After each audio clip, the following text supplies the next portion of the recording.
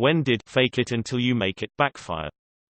A lot of the big instances of fraud came from fake it until you make it mentality. Elizabeth Holmes and Theranos were faking the technology until they could get it to work. Fire Festival was faking it until they could get the money together. Anna Delvey intended to make it one day, but she Ponzi'd her way through until she would get there. Dr. Christopher Dunch Drive. Death was a horrible back surgeon, but he kept operating and working on patients anyway. I tend to think fraudsters don't really intend to hurt other people. They're just grossly incompetent and trying to cover their asses.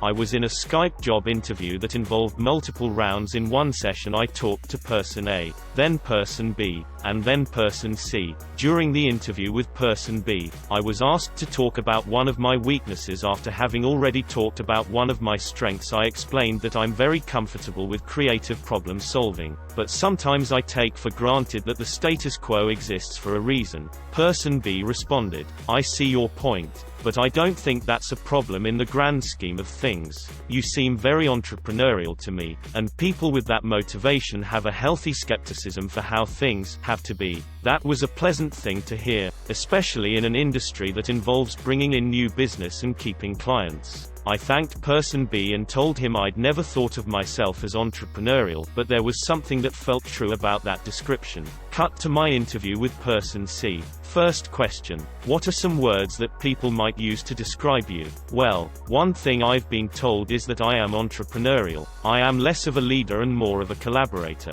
I value creativity. Blah blah blah. Person C: so, Kimanub, you said you're entrepreneurial. What businesses have you started? Might as well have quit at that point once I said none. Nothing I said to person C was going to convince him I wasn't full of shit. To be clear, I told person C several projects I've started that involved personal initiative, taking risks, and making proposals to people with the power to deny my idea or be a part of my team. The problem he seemed to have was that none of those things was literally a business. Guy the first used to work with told me about when he used to work as an electrician apprentice at a plant, when there was nothing to do, which apparently was most of the time. The lead guy and him would walk out to a random spot in the plant with a ladder, a conduit bender and a bent piece of conduit. Then one of them would stand on top of the ladder and the other on the ground holding the conduit, and they'd just chit-chat all day. If any of the bosses wandered by, they'd nod and pass the piece of conduit up to the guy on the ladder, who would then make a show of trying to fit it in somewhere. Said they both made it through 3 rounds of layoffs doing that. At Nelson Mandela's funeral, people took note of the sign language interpreter that seemed to just be making random hand gestures instead of actual sign language. Turns out he had made quite a few appearances previously and nobody had caught on that he knew literally no sign language. To me, this dude is just the poster child for fake it till you make it. I struggle remembering names after first introductions, especially in large groups. I tend to forget them, and as a result, just don't use names. It usually works out well until I remember them properly, but sometimes, I'm put in the spotlight and things go south fast.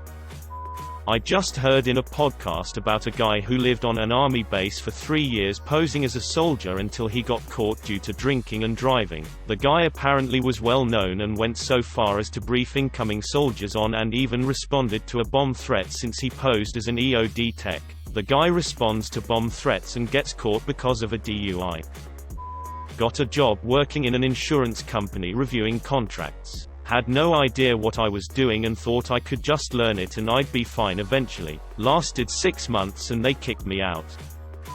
I taught some anatomy and physiology labs to pre-nursing majors. These girls knew more about anatomy and physiology than I did. I'm an expert in ecology, but somehow I got the job of teaching this class. I figured I'd just look at the answers on the worksheets as the semester went on. When I finally got the student feedback, it was a blow to my sense of confidence. About half of them did indeed notice that I had just been looking at the worksheet answers. I hired a Mandarin translator for a game I'm developing. Ran her translations through Google Translate to find they were a good match. Too good a match. Showed it to a friend of mine who's from China. Told me the translator just Google translated everything and that the end result was barely comprehensible. Went to visit my older cousin in a big city, small town girl. Before going out, He told me that the friends we would be meeting are super snobby, and would probably make fun of me if I told them I was from small town A. Today I would tell him to get better friends. But when I was 18 I just wanted to fit in. We agree I would tell them I'm from City X. So the blonde bombshell in the group 6 years older starts talking to me while my cousin and his friend head off to buy shots. Where are you from? City X. OMG, me too. She proceeds to ask me which school I went to, which coffee shop was my favorite and where my parents work, just making polite conversation. Of course, I do the adult thing and confess, make up an entire fake life story. My cousin gets back to the table with the shots and I have never been more grateful for the opportunity to put alcohol in my mouth and stop words from coming out. At seeing me knock back my shot like an animal, my cousin forgets our cover story and loudly proclaims, "Good God, you don't have to drink like you do in small town A. Just chill." I did not look at bombshell for the rest of the night. I have seldom wanted the earth to swallow me as much as I did in that moment. Your cousin is a twat twice in that story. I play the piano, not well, but decently. I can't sight read, but I can practice from notes and play a piece of music. My friend was studying music in college and needed to find a piano player to accompany her during class. I told her I could do it because I played piano, but I didn't really understand what that meant. I assumed I'd be able to practice the music beforehand. They wanted someone to be able to play a piece of music on the spot, sight unseen while she sang. I couldn't do it. I faked it for 2 sessions and the instructor told my friend she had to get another accompanist because I was not good enough. I felt like a douche. This reminds me of a TIFU post where Op moved to a new neighborhood for just a few months and decided to take some LSD to break it in. Op thought it was a good idea to go for a walk, and when he went outside, his new neighbor greeted him. Being on LSD and a bit of an introvert, he avoided conversation by speaking French as he knew enough to get by and did not plan on staying there for an extended period of time. This went on for about 8 months, longer than he expected to stay there, and eventually the neighbor had a friend of hers over who also spoke French and tried to start up a conversation with him. That's when he was like, "Yeah, I don't speak French."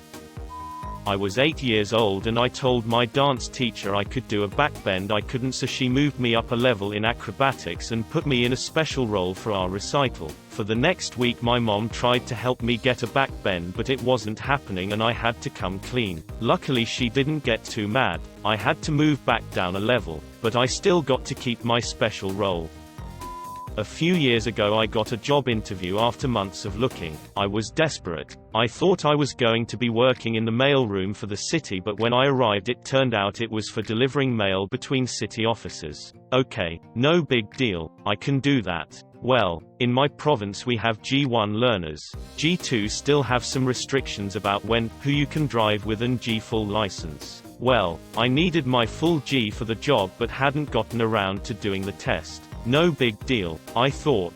I'll just go along and schedule a test ASAP, hopefully before any paperwork needs to be done. So I went through the interview and I think I'm home free. But no, they want to do a driver's test right then and there, and I need to present my license to the testing company. Thinking quick, I tell them I don't have my license on me. Well, they need it and they were willing to find a city employee to drive me back out to my house approximately 30 minutes away and get it. Backed into a corner, I finally have to admit that I don't have my G license. I blurted it out and basically ran out of the office and didn't look back. Still one of the most embarrassing moments of my life.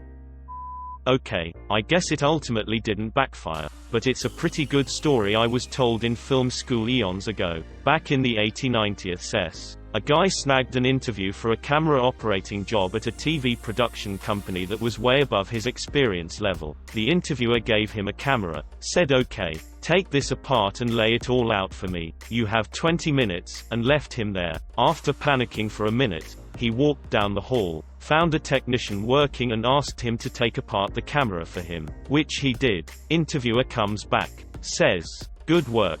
Now put it back together," and goes off to put out some other fires. Our guy tracks down the tech, who obliges again, and he was hired. When I heard this story, the guy had worked in the field 15 or so years, so I guess things worked out. That's manager material there. He delegated. Got a part-time job as a bartender to help with bills. Told them I knew how to bartend. I can pour a whiskey, coke and beer, so just figured I'd pick up the rest as I went along. First week I was serving to get to know the menu and someone called in sick. Owner makes me bartend. So I'm doing fine. Just beers and a few mixed drinks. Then a party of about 40 people coming from a wedding come in and starts asking for all these different shots, different specialty drinks, etc. Totally shit my pants. I took orchestra in elementary school and I eventually realized that I was just not going to understand violin, but I still wanted to be in orchestra because it had some perks. So, whenever we had lesson I put my fingers over the strings and moved my bow around like I meant it. When we had to play individually, I had to do it for real. I thought maybe, by some miracle, I'd get it and play normally. I didn't. I work as an accountant with a theater background. I'm 6 years in and I'm working solo with no one above me in the company besides the owners. I have an audit, a $16 million lot to acquire, and another company we just purchased. This is the tipping point, I'm sure. This is exactly what consultants are for. Hire Deloitte or Accenture and get a promotion for your executive leadership. We need a third party to give us an objective assessment during the M&A. This will reduce our risk and better position us to integrate our solutions and go-to-market strategy.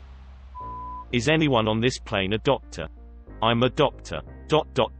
Of philosophy. He's going to die. We're all going to die. I had a job that I was way underqualified for, yet I still was surprisingly given the offer. 8 months in, the fact really started to show that I wasn't the assumed genius savior the hiring manager thought I was. Fortunately, I got offered a different job by someone who wasn't really desperate to hire.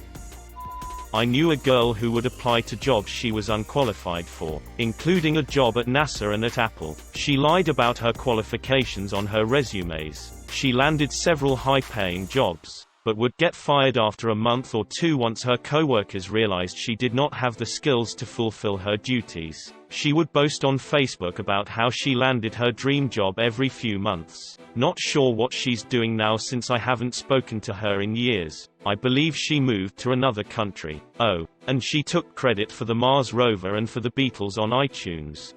That's amazing. I'm actually jealous of her ability to not give a f about getting caught like that. I would be so mortified if I was found out. I would hide in a meat locker until I withered and died of it. The humiliation would be too much to even cope with, and some people just shrug it off and are like, waver on to my next dream job.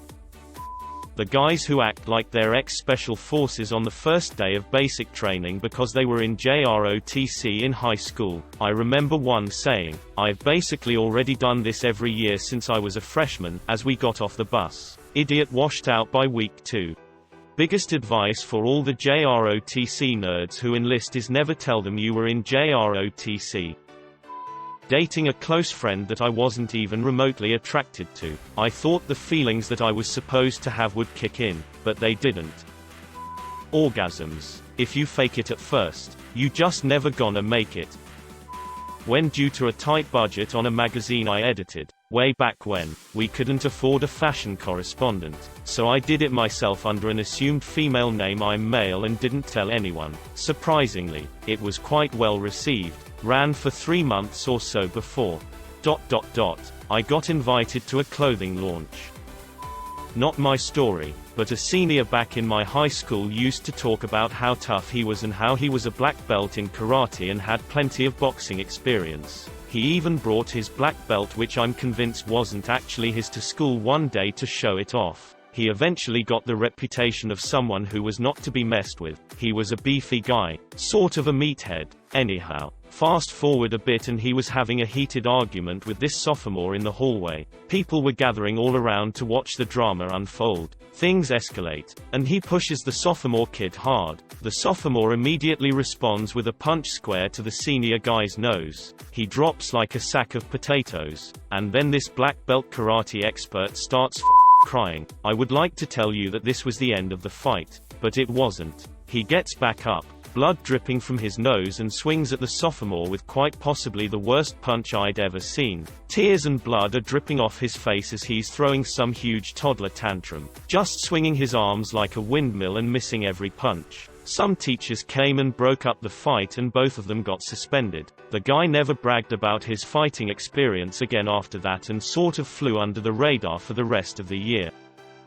When I thought I was cool enough to eat edibles with no tolerance in Colorado before the airport to go back home, it hit me during the security checkpoint. The pressure behind my eyes began to build. The strange feeling of having to poop traveled from my head to my toes, and at this point I knew I had taken too much. I had sunglasses on, so only having to deal with security for a few moments I was able to get through this with little problems. I had an hour and a half before my plane boarded. My brother met a girl he also ate edibles but had a tolerance and was walking around with her while I was too high to function. The terminal was full, no seats anywhere. No problem. I'll just sit awkwardly on the floor the wrong way and stare at these people. "Sir, are you okay?" one asks. My sunglasses were on, so I pretend to not hear them. "Why are you staring at me?"